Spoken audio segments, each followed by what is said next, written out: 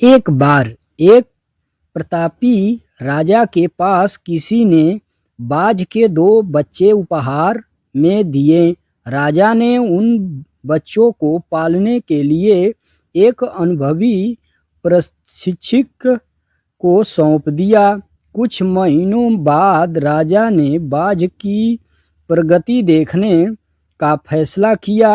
उन्होंने देखा कि एक बाज आसमान की ऊंचाइयों को छू रहा था, लेकिन दूसरा बाज उसी डाल पर बैठा था जहां उसे पहली बार छोड़ा गया था। वह टस से मस नहीं हो रहा था। राजा को यह देखकर बड़ा दुख हुआ। उन्होंने राज्य के बड़े बड़े विद्वानों को बुलवाया, लेकिन कोई भी उस बाज को उड़ाने में सफल नहीं हुआ। अंत में राजा ने पूरे राज्य में मुनादी करवा दी कि जो व्यक्ति इस बाज को उड़ा देगा उसे भारी इनाम दिया जाएगा। अगले दिन राजा ने देखा कि वह दूसरा बाज भी आसमान में ऊंचाई उड़ान भर रहा है। राजा चकित रह गया और उसने तुरंत उस व्यक्ति को बुलवाया जिसने यह चमत्कार किया था।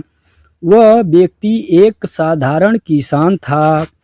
राजा ने पूछा, तुमने वह कर दिखाया जो बड़े बड़े विद्वान नहीं कर सके। तुमने इसे कैसे उड़ाया? किसान ने हाथ जोड़ कर विनम्रता से कहा, महाराज, मैंने कुछ विशेष नहीं किया।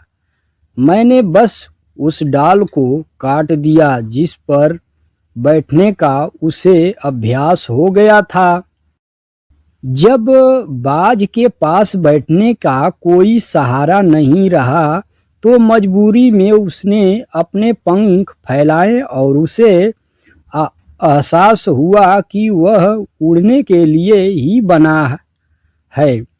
सीख: हम सभी के अंदर असीम क्षमताएं होती हैं, लेकिन अक्सर हम अपनी आरामदायक डाल से चिपके रहते हैं। हम डरते हैं कि अगर सहारा छिन गया तो क्या होगा। जीवन में प्रगति करने के लिए कभी कभी उन सहाराओं और पुरानी आदतों को छोड़ना पड़ता है जो हमें आगे बढ़ने से रोक रही है।